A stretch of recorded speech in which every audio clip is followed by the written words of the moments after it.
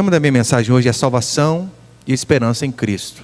É a nossa terceira mensagem aí na primeira epístola de Pedro. Acompanhe comigo, por favor. Primeira carta de Pedro, capítulo 1, versículo 2 até o versículo 4. Eleitos segundo... voz de Robocop? O que é isso? Volta aí. Eleitos segundo a presciência de Deus. Eleitos segundo a presciência de Deus Pai, pela santificação do Espírito, para a obediência à aspersão do sangue de Jesus Cristo. Graça e paz vos sejam multiplicados. Bendito seja Deus, Pai do nosso Senhor Jesus Cristo, que nos regenerou para uma viva esperança, segundo a sua grande misericórdia, pela ressurreição de Jesus Cristo dentre os mortos, para uma herança que não perece, não se contamina, não se altera, reservada nos céus para vós. Até aí tá bom, olha para cá, por favor. Só relembrando, nas duas últimas semanas, basicamente, quando eu introduzi essa epístola aqui, primeiro eu comecei dizendo que a carta de Pedro, ou as cartas de Pedro, são conhecidas como cartas católicas, não no sentido da Igreja Católica Apostólica Romana, mas no sentido de católica universal, porque esse é o significado da palavra católica, universal. Se Paulo ele escreve a igrejas específicas para resolver problemas específicos, Pedro escreve para pessoas de forma geral. Óbvio que o seu público-alvo são os peregrinos, as pessoas que estão passando dificuldade, dispersas por conta da perseguição do Evangelho naquela época. Só que o princípio se aplica a todos nós em todo o tempo, porque assim como aquelas pessoas elas eram peregrinas em sua época, nós também somos peregrinos aqui neste mundo, estamos de passagem, e assim como eles estavam sendo perseguidos, passando dificuldades, tribulações e angústias, assim somos nós também. Infelizmente, eu queria dizer para você outra coisa, né? Olha, você nunca vai passar dificuldade, mas é mentira.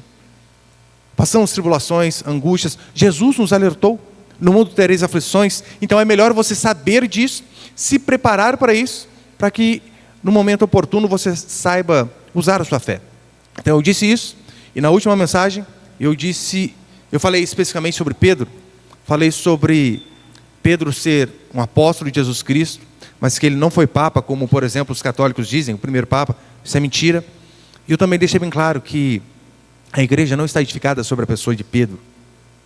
É um equívoco aquela interpretação católica que quando Jesus diz, tu és Pedro, e sobre esta pedra edificarei a minha igreja, eles acham que a pedra da igreja é Pedro. Não é. A pedra é o próprio Cristo, como eu disse na mensagem passada. E aqui então nós vamos, se Deus quiser, no versículo 2 ou versículo 4 hoje. Eu quero passar apenas dois princípios. Põe o primeiro, por favor, ali, Ellen. Primeiro princípio, salvação e paz com Deus. Acompanhe comigo o versículo 2 novamente, por favor. Só o 2. Bendito seja Deus e Pai de nosso... Perdão, estou lendo 3, né? Falei que era 2. O 2. Eleitos segundo a presciência de Deus Pai, pela santificação do Espírito, para a obediência e a aspersão do sangue de Jesus Cristo, graça e paz vos sejam multiplicadas. Perceba que aqui na salvação nós vemos a Trindade agindo, Deus Pai, Deus Filho e Deus Espírito Santo. E a Escritura vai dizer, Pedro vai dizer que nós somos eleitos segundo a presciência de Deus. O que seria isso? O entendimento de muitos é que a presciência de Deus é mais ou menos o seguinte: Deus, tendo todo conhecimento, olhou para você, sabia que você o escolheria, e sabendo que você o escolheria, Ele te escolheu. Isso é certo? Óbvio que não. Não foi assim que aconteceu as coisas. O correto é, Deus Pai nos conheceu, ou nos amou, podemos usar também essa palavra, e por Ele ter nos escolhido e nos amado de antemão, sem fazermos nada, por Ele ter nos escolhido, você creu. Nós só cremos porque Ele nos escolheu primeiro. É isso que nós vemos por toda a Escritura e não vemos dificuldade nenhuma nisso. Tanto é que em Atos capítulo 13, versículo 48, o apóstolo vai dizer o seguinte, Lucas relatando ali: ouvindo isto, os gentios, alegrando-se, glorificavam a palavra do Senhor. E todos que haviam sido destinados para a vida eterna, creram. Quais creram? Aqueles que haviam sido destinados, ou seja, Deus havia selado o destino de antemão. Ou seja, a sua eleição, a sua escolha, Deus ter te escolhido, não tem como causa a sua fé. A minha e a sua fé, na verdade, ela é consequência de Deus ter nos escolhido. Por Ele ter nos escolhido, nós sim cremos e temos fé. Paulo vai explicar isso de uma forma bem didática em Efésios 2,8. Lembra? Porque pela graça sois salvos, mediante a fé. E isto ou seja, pronome demonstrativo falando da fé, não vem de vós. A fé não vem de vós, é dom de Deus, presente. Não vem de obras para que ninguém se glorie. Ou seja, nós não somos salvos por causa da fé. A fé é um meio usado. Nós somos salvos pela graça, porque pela graça sois salvos. E qual meio Deus usou para isso? A fé. Pela graça sois salvos mediante a fé. E aqui no verso 2, na parte B, é interessante que vai dizer assim, né? Eleitos segundo a presciência de Deus Pai, pela santificação do Espírito, para a obediência à aspersão do sangue de Jesus Cristo. Aqui a ordem está invertida, mas não faz tanta diferença. O ideal, na verdade, seria a última parte primeiro, né? Pela santificação, pela Deus, Jesus Cristo, nos regenerando, nos lavando, para depois a santificação. Mas, por mais que Pedro inverta a ordem aqui, não há problema. Na nova versão, na verdade, a NTLH, nova tradução na linguagem de hoje, diz assim: para que vocês fiquem purificados pelo sangue de Jesus Cristo. O que ele está dizendo é o seguinte: Deus Pai nos escolhe. Após Deus Pai nos escolher, diz a Escritura que nós somos lavados de nossos pecados pelo sangue de Jesus Cristo. E então, de fato, depois de sermos remidos, somos santificados pelo Espírito Santo. Ou seja, como que Deus de fato nos escolhe? Isso aqui é importantíssimo você saber. Porque saber esta ordem, essa sequência, de fato, coloca qualquer ego, qualquer orgulho, para o buraco. Como que Deus nos escolhe? Deus nos escolhe sem mérito algum em nós. Não há meritocracia na salvação, nenhuma. Talvez um exemplo mais fantástico em relação à escolha de Deus sobre nossas vidas seja o exemplo de Jacó e Esaú. Eles não haviam nem nascido, então Deus os escolhe. Não é isso que vai dizer Romanos, capítulo 9, versículo 11? Paulo vai dizer isso: pois os gêmeos ainda não tinham nascido, nem praticado bem ou mal, para que o propósito de Deus, segundo a eleição, permanecesse firme, não por causa das obras, mas por aquele que chama, como está escrito: amei a Jacó, mas rejeitei a Esaú. Olha que exemplo. Deus, de um par de gêmeos, escolhe um e não o outro.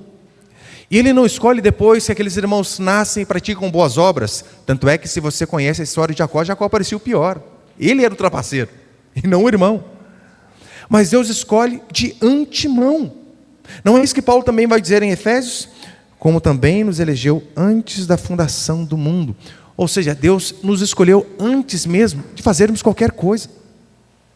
Então, a salvação, a nossa escolha, não tem a ver com estarmos aqui essa noite.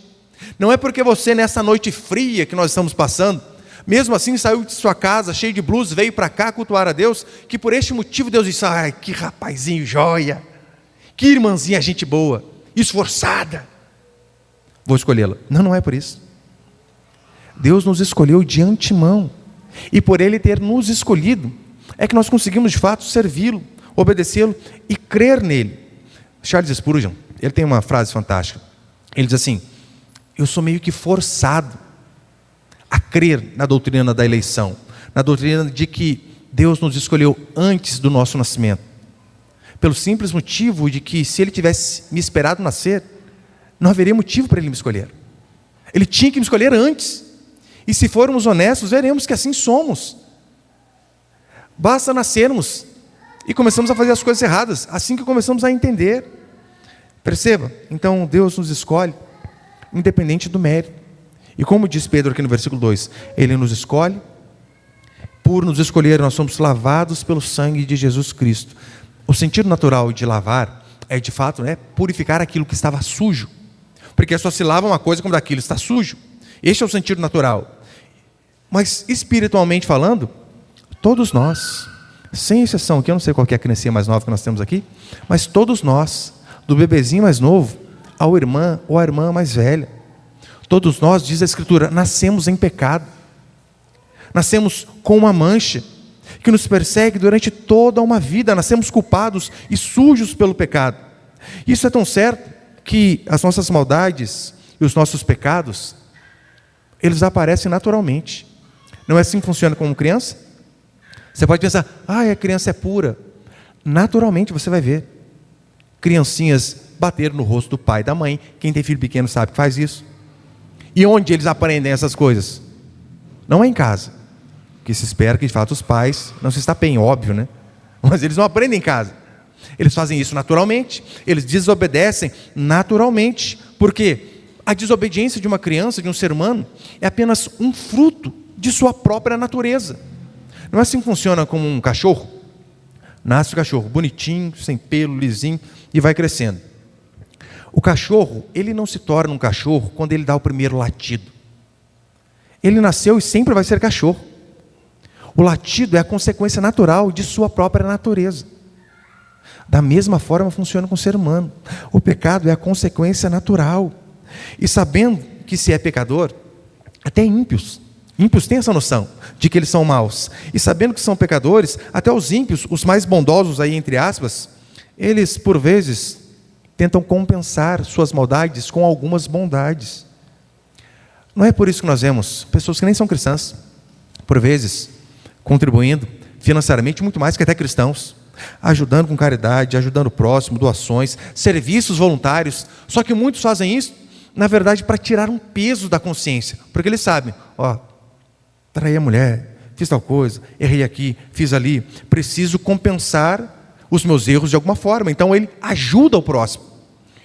Tanto é que basicamente a síntese daquele livro Caçador de Pipas é mais ou menos o seguinte: o rapaz, ele tem um conhecido, um amigo, ele vê que num determinado momento o amigo dele vai buscar uma pipa e outros homens o cercam num corredor, acabam abusando daquele amigo dele, e este cara vê, não faz nada, e eles matam o amigo dele. E ele cresce com aquela imagem: eu vi meu amigo sendo morto e eu não fiz nada. Ele cresce, se desenvolve, os anos passam e aquele peso da consciência não sai. Aí então, anos depois, alguém chega para ele e diz o seguinte: lembra aquele seu amigo que morreu naquela circunstância em que você não fez nada? Ele deixou um filho. Faça o bem para o filho dele. Fazendo o bem para o filho dele, esse peso na consciência vai sair. E nós sabemos que o peso da consciência não sai. Sabemos que Deus, na verdade, nós não anulamos as nossas más obras com boas obras. A única coisa, de fato, capaz de lavar o ser humano de seus pecados chama-se sangue de Jesus. Não há outra coisa. O ser humano, de fato, precisa crer, se arrepender dos seus pecados para ser lavado, purificado. E então diz a Escritura que depois que nós somos eleitos, depois que nós somos purificados, temos os nossos pecados lavados, nós somos de fato santificados pelo Espírito Santo, como diz Pedro aqui no versículo 2. Escolhidos e lavados, nisso não há mérito em nós, não há participação em nós. Deus nos escolhe, Cristo nos lava. Mas a santificação, que na verdade é um processo de purificação, isso sim tem uma participação humana, claro que tem. É necessário que venhamos a batalhar pela santificação, porque de Deus somos cooperadores, e no quesito de santificação é fundamental que você se esforce a cada dia mais. Aí entra a importância de vir aos cultos, aí entra a importância de orar constantemente, aí entra a importância de buscarmos a Deus constantemente, de lermos a Escritura, de estarmos juntos com os irmãos, de diariamente negar a si mesmo. Isto vai, de fato, moldando o processo de santificação, que é, de fato, se separar. Santificação tem a ver com isso, separação. Sabemos que agora nós temos a capacidade de dizer não para o pecado, porque antigamente não havia essa possibilidade.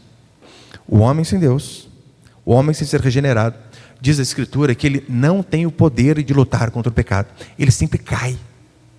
Todavia nós, como somos escolhidos, regenerados, lavados, o Espírito Santo de fato nos capacita a vencer aquilo que nós não dávamos conta. Ele nos capacita de fato a dizer não para o pecado que anteriormente éramos escravos.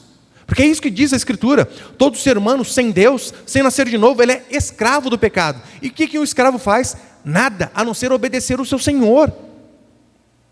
Mas pelo Espírito nós podemos de fato vencer. É mais ou menos o seguinte: não é assim que funciona? Quando você está lá fazendo a sua dieta, você está lá, não posso comer doce, não posso comer açúcar, não posso comer outra coisa. Aí então, você levanta uma bela hora da madrugada e vai à geladeira beber água. Aí você abre a porta da geladeira e vê um bolo pulando na sua frente. Você é tentado a comer aquele bolo. Comer açúcar à noite ainda, aí rebenta com a dieta de fato. Você é tentado a isso. Muitos sucumbem. Agora, quando nós de fato somos cheios do Espírito, Ele nos capacita a vencer as nossas maiores dificuldades, porque se fomos eleitos e lavados pelo sangue de Jesus Cristo, o Espírito Santo nos capacita a vencer as tentações que antes nós não conseguiríamos. Essa semana, acho que foi essa semana, eu vi um vídeo um tanto quanto interessante. O deputado Nicolas Ferreira, que é cristão, eu acho que ele estava numa apresentação, não sei de onde lá, e porque político você sabe, né? Tem que ir em diversos lugares aí, que às vezes você nem queria ir, mas você, obrigado. Ele está sentado numa cadeira, e acho que tem umas índias, não sei se alguém viu, fazendo uma apresentação na frente dele assim. E Índia, como que Índia fica, gente? Sem menu, sem roupa, sem nada. Você imagina, está o crente aqui e a mulher de costa para ele, rebolando, fazendo as dancinhas da chuva lá. E é interessante que o cinegrafista foca bem o Nicolas, pelo fato de ele ser cristão, eu acho que aí a gente é mais cobrado ainda. Você vê ele o tempo todo assim, ó. Olha, não olha para frente, de jeito nenhum. O que capacita um homem com hormônios saindo pelo nariz a resistir a esse tipo de tentação, a não ser o Espírito Santo? Apenas Ele. E o versículo 2 termina com a saudação assim, né? Graça e paz vos sejam multiplicados. Graça e paz. De forma bem análoga, seria mais ou menos o seguinte: a graça é a raiz de uma árvore e a paz são os frutos. Graça e paz vos sejam multiplicadas. Aqui, provavelmente, Pedro está se referindo à paz de Deus, porque há uma diferença entre paz de Deus e paz com Deus, e não é só a preposição, não. Tem uma grande diferença. A paz com Deus fala de fato de reconciliação. Quando nós nos arrependemos dos nossos pecados, nos convertemos, quando somos lavados pelo sangue de Jesus Cristo, diz a Escritura que nós temos paz com Deus. É aquilo que Paulo vai dizer em Romanos 5. Os justificados, pois, mediante a fé, temos paz com Deus. É saber de que, assim que nós somos lavados e purificados pelo sangue de Jesus, nós não temos o que temer diante do nosso julgamento. Porque, segundo a Escritura, haverá um dia em que Deus julgará todos os seres humanos. Então, este dia, nós não precisamos temer. Por quê? Porque nós somos purificados, justificados, ou seja, temos paz com Deus. Agora, a paz de Deus é diferente. A paz de Deus é aquilo que nós, mesmo cristãos, cheios do Espírito Santo, lavados e redimidos pelo sangue do Cordeiro, nós necessitamos circunstâncias após circunstâncias. Lembrando que Pedro, ele está escrevendo aos peregrinos, aquelas pessoas que estavam sendo perseguidas, atribuladas, espalhadas por todo o mundo, e aquelas pessoas que sim, já eram crentes, mas Pedro diz: vocês já foram salvos? Sim. Foram reconciliados? Sim. Mas eu sei que estão passando por momentos difíceis, e vocês precisam mais do que a paz com Deus, porque essa vocês já têm. Vocês não vão para o inferno, vocês são salvos, mas diante da perseguição, vocês precisam também da paz de Deus. Não é isso que só cristãos de fato conseguem ter diante da tribulação? Veja, esses dias, essas semanas, eu conversava com o irmão, e ele passando por muitos problemas em sua casa, com a sua família, e para completar, que desgraça pouco é bobagem, ainda foi mandado embora do serviço. E ele dizendo para mim assim: mas eu estou em paz. Estou em paz. Qual paz ele se referia? É a paz com Deus? Não, ele sabe que ele é crente, sabe que ele é salvo, sabe que os seus pecados foram perdoados. É paz diante da circunstância, é a paz de Deus mesmo diante de uma tribulação. Olha um outro exemplo.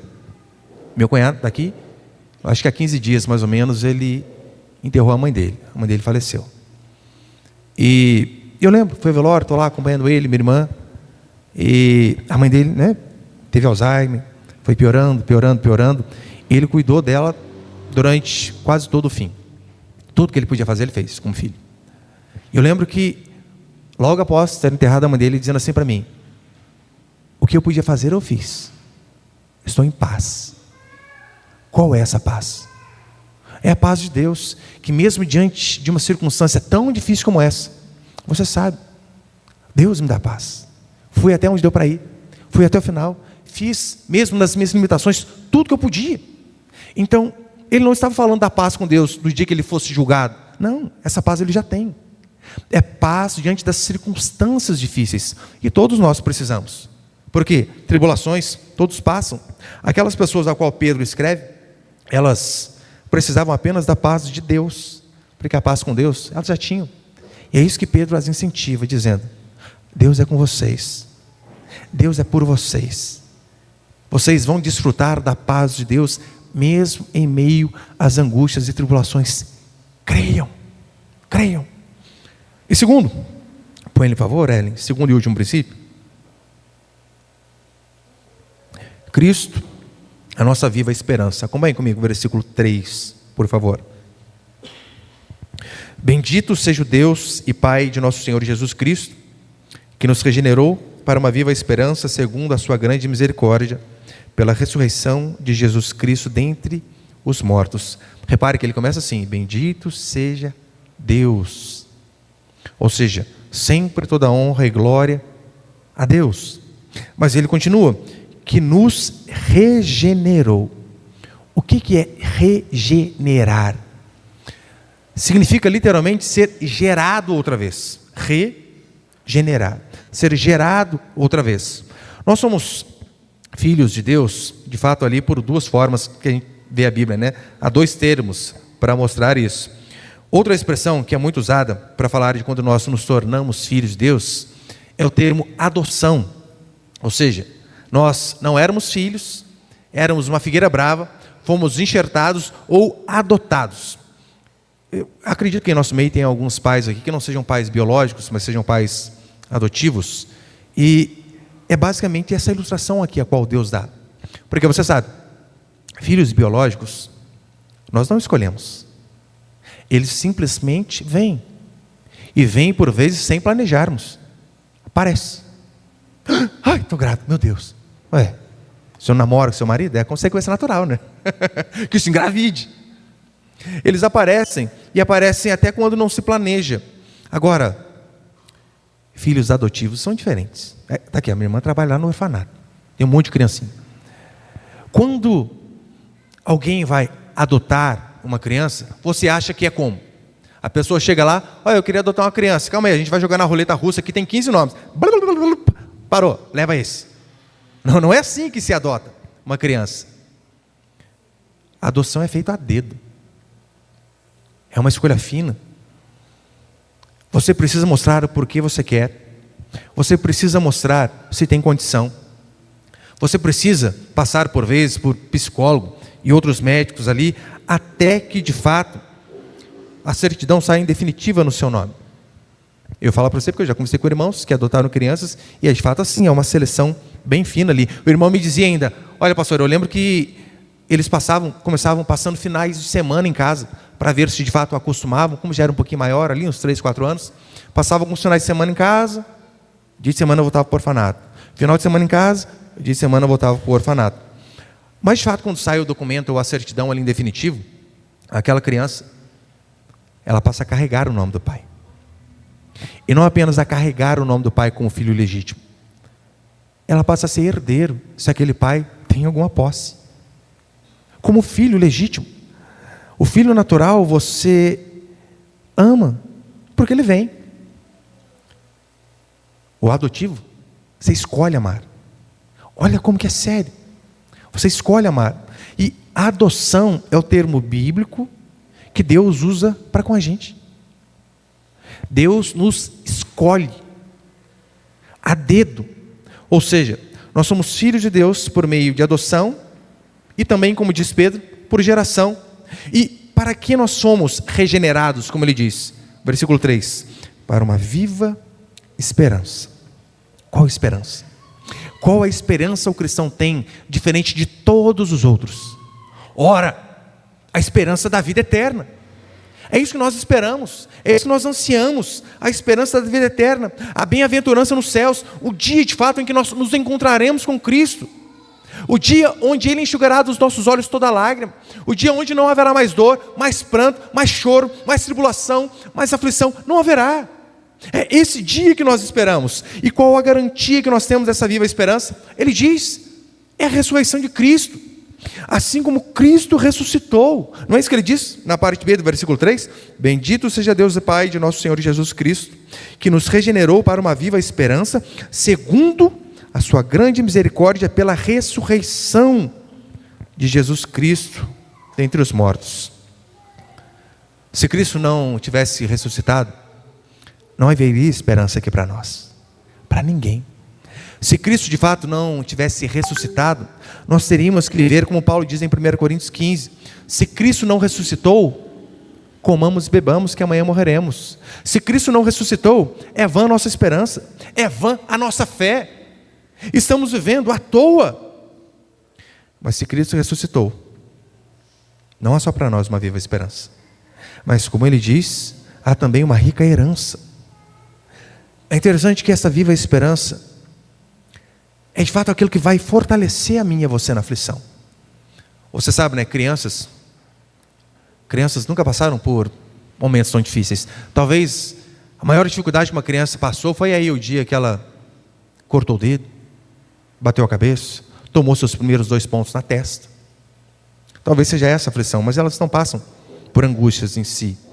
Agora nós que somos adultos, já fomos a muitos velórios, já passamos por muitas dificuldades, sabemos o quão é importantíssimo uma esperança na hora da tribulação e na hora da dificuldade. Por esse motivo que, independente da circunstância que venhamos a passar, devemos sempre lembrar, toda tribulação que passamos nessa terra é temporária. Pastor, mas se eu tenho passado uma vida de sofrimento, é temporário. O que são 70 ou 80 anos comparado com uma eternidade? Nada. Ainda que você tenha uma vida de sofrimento, vai passar, diz a Escritura. É interessante que Paulo, ele diz assim, né? Porque a nossa leve e momentânea tribulação, falando a respeito das aflições a qual ele passou. E então ele começa a descrever ali o seu currículo. Olha, já recebi 5 quarentenas de açoites. Aquela da paixão de Cristo, que Jesus Cristo recebeu 1 quarentena, eu recebi 5. Já fui apedrejado, naufrágio, dado como morto. Já passei na voragem do mar, perseguido em todo lugar que eu ia. E Paulo, depois de dizer todas essas tribulações e angústias as quais ele passou, ele diz assim, nossa leve e momentânea tribulação. Meu Pai amado, se tudo isso que Paulo passou, ele diz, isso aqui é leve e momentâneo, o que é a nossa tribulação comparada a dele? Nada, nada. Quando nós entendemos isso, as batalhas da vida ficam mais fáceis de serem vencidas. Quando nós de fato tomamos a perspectiva correta de que, ainda que haja um tempo de sofrimento aqui, ele vai passar, e o meu Senhor, como prometeu, virá e enxugará dos meus olhos toda lágrima, fica muito, muito mais fácil de passarmos pelas tribulações deste mundo, porque você sabe, a vitória no final é a sua, ainda que você esteja apanhando toda uma vida, você sabe, vai chegar uma hora que isso aqui vai virar, não é possível, vai, ainda que você morra apanhando, a vida eterna vai ser essa virada. Talvez os mais antigos aqui devem lembrar. Lembra aquela série de filme Rocky Balboa? Assistiram? Já, né? Posso que assistiram, né? Você percebeu como são aquelas lutas do Rocky lá no final? Tem, eu acho que é o 2? É o 2, é o 1? Não lembro. Acho que o 1 ele apanha do Apolo e o 2 que ele apanha do russo lá. Ou devo estar enganado. Só sei que quando ele luta com aquele russo, que é uma máquina, ele apanha a luta inteira. O rosto, já é torto o olho dele, né? Desfigura mais ainda. Aí eu lembro eu criança assistindo aquele filme, falei, mas não pode, o nome do filme é Rocky Balboa, e ele é o Rocky, vai apanhar? Quando que isso vai virar? Precisa virar esse jogo, gente. E de fato é assim que acontece. No final, Rocky bate, e ganha do rapaz lá. Daí, no final, é legal, né? O juiz, ele ergue a mão dele assim, acho que ele procurando a namorada dele, a cara toda desfigurada. Apanhou a luta inteira. Mas venceu. Eu sei que isso é só uma analogia, mas é basicamente isso que acontece conosco. Ainda que venhamos a sofrer e apanhar uma vida inteira, a diferença é que não somos nós que vamos virar a porrada e ganhar o round. É um ser, um Deus homem chamado Jesus Cristo, que vai entrar no ringue e salvar a mim e a você. Porque se Cristo venceu, nós também venceremos. Se Ele ressuscitou, nós também ressuscitaremos, é o que diz a Escritura. E não só isso, no versículo 4, já estou encerrando, diz que Ele nos regenerou para uma herança que não perece. Acompanhe comigo o versículo 4, por favor. Para uma herança que não perece, não se contamina, não se altera, reservada nos céus para vós. Herança. Herança, eu sei que você lembra primariamente de dinheiro. Pode usar isso também, não tem problema não. Mas veja, não é assim que funciona? Falando a respeito de herança, principalmente dinheiro, a tendência é olharmos para os ricos deste mundo e sentirmos inveja. Pastor, eu nunca tive inveja. Além de invejoso, é mentiroso. Invejoso e mentiroso. Veja se não é assim. Eu vi uma vez uma reportagem, olha que tem um tempo já, tem um tempo. O Cristiano Ronaldo, ele entra numa garagem cheio de carro importado, lotado. E depois que eu fui saber, toda a garagem de carro importado era dele. Não eram famosos que tinham vários carros importados, era tudo dele. Aí ele pega o menininho dele, não sei como chama o mais velho, acho que é Cristiano também, né? Tem que chamar Cristiano, senão não tem graça. Ele pega o menininho lá e fala assim: procurei, adivinha qual carro está faltando? E o menininho sai correndo no estacionamento assim, ó. É a Bugatti? Não. É a Ferrari? Não. É o outro? Não. Pensa num homem que se sentiu pobre vendo isso, foi eu. Eu sabia que eu era pobre, né? Mas ele se sentiu miserável, quase que humilhado, né? E você sabe, um salário de um mês daquele homem resolve a vida de todo mundo aqui. E não estou exagerando. Um salário de um mês, ele resolve a vida de todo mundo aqui. Se soubermos administrar certinho, dá para viver bem só de juros. O salário de um mês dele. E a tendência é a gente ver ímpios, não é nem sendo próximo, né? Sendo podre de ricos. E a gente meio que ficar com inveja. Eu sirvo a Deus e Ele tem tanto.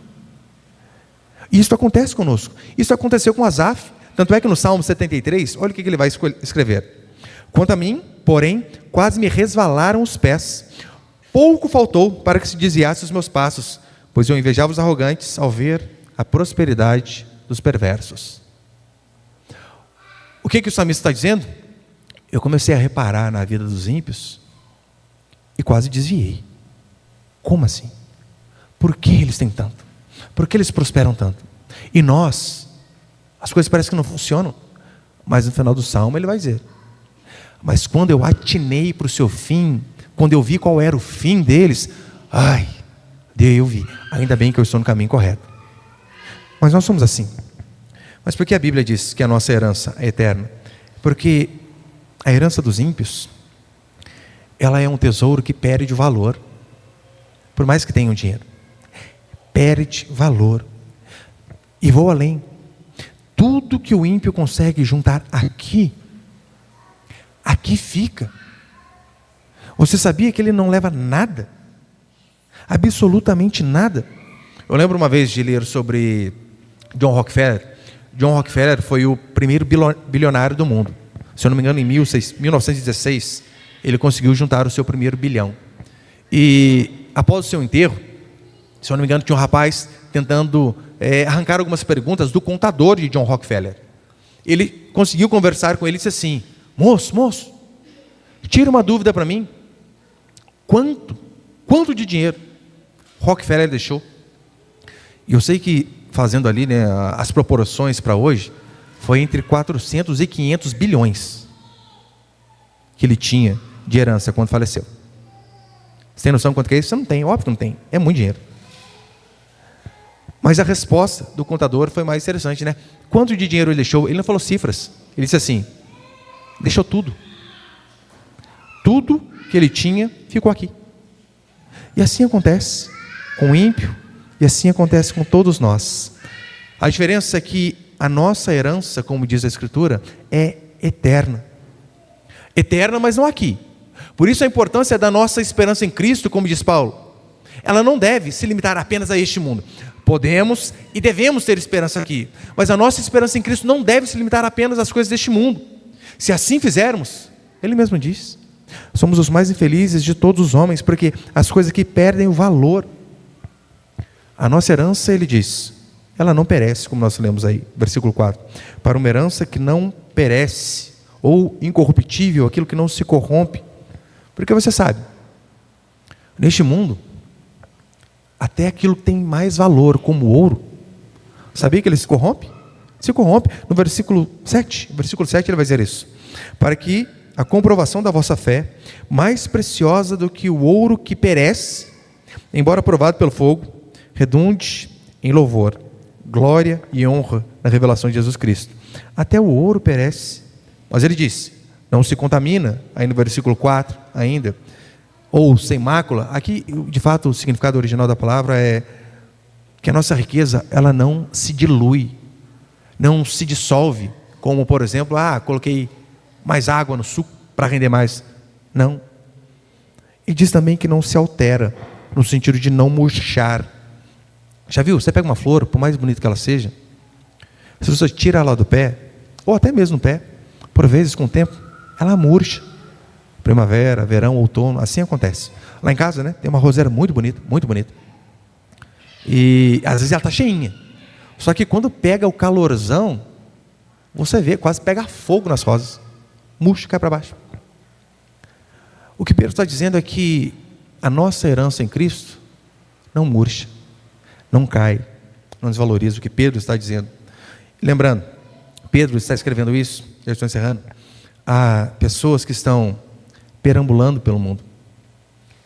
Pedro está escrevendo isto a pessoas que perderam suas casas, pessoas que perderam parentes, pessoas que perderam familiares, posses, pessoas que não tinham moradia fixa, simplesmente tiveram que sair de casa devido à perseguição e foram andando.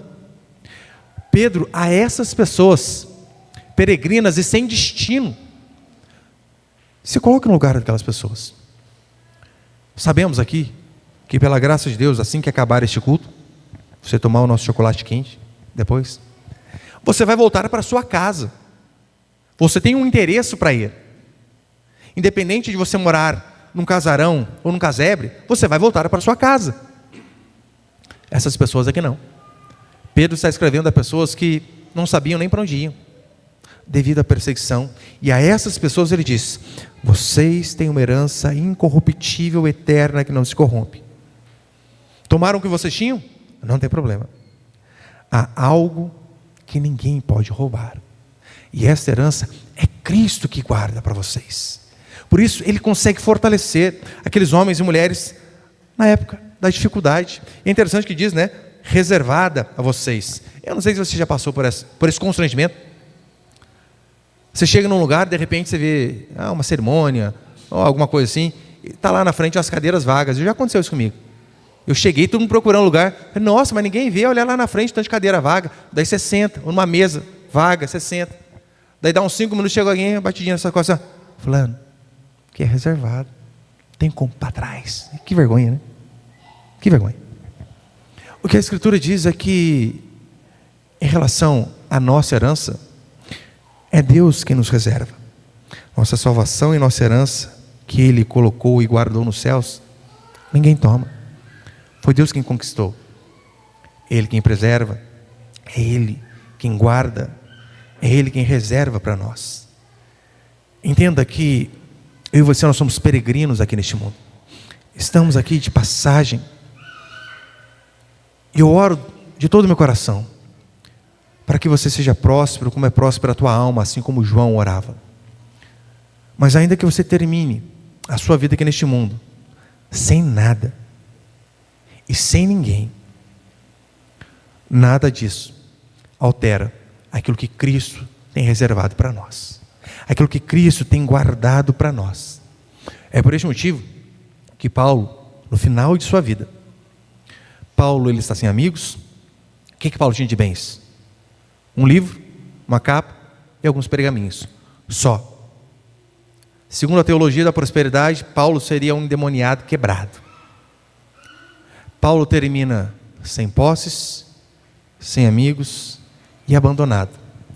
E pouco antes dele de fato morrer, ele sabia: é questão de tempo e eu vou ouvir os passos do meu algoz entrando nesta cadeia gélida para cortar a minha cabeça. Ele tinha este entendimento. Ele sabia que o tempo de sua partida estava chegando.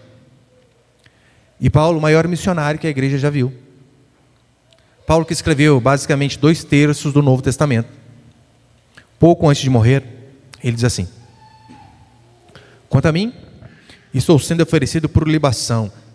Só olha para cá rapidinho. Libação, eu sei que é uma palavrinha bonita, mas libação significa sacrifício. Lembra os cordeiros lá que eram cortados o pescoço e deixavam o sangue escorrer? Paulo está dizendo: é isso aqui, ó. De uma forma mais bonita, eufemista, mas ele está dizendo: vão cortar a minha cabeça. É isso que ele está dizendo. Quanto a mim, estou já sendo oferecido por libação, e o tempo da minha partida, da minha morte, é chegado.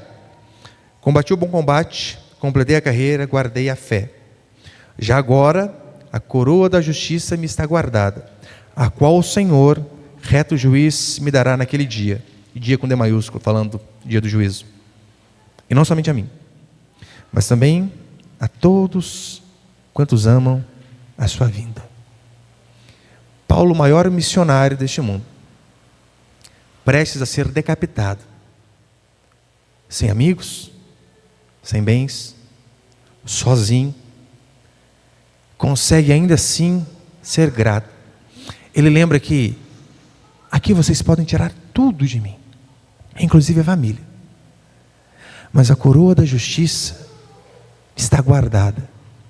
E ele, antes de morrer, nos encoraja, dizendo: não somente a mim, mas a todos quantos amam a sua vinda.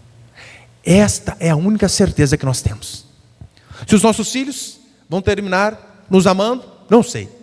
Se a nossa esposa, o nosso marido vão terminar do nosso lado, não sei. Se os amigos vão terminar conosco, não sei. Se vamos terminar ricos em ditosa velhice, não sei. Mas uma coisa eu tenho certeza: aqueles que creem em Cristo, que foram escolhidos por Deus, que foram lavados pelo sangue do Cordeiro, santificados pelo Espírito Santo, ainda que morram sem absolutamente nada, a coroa da justiça nos está guardada. Amém, meus queridos?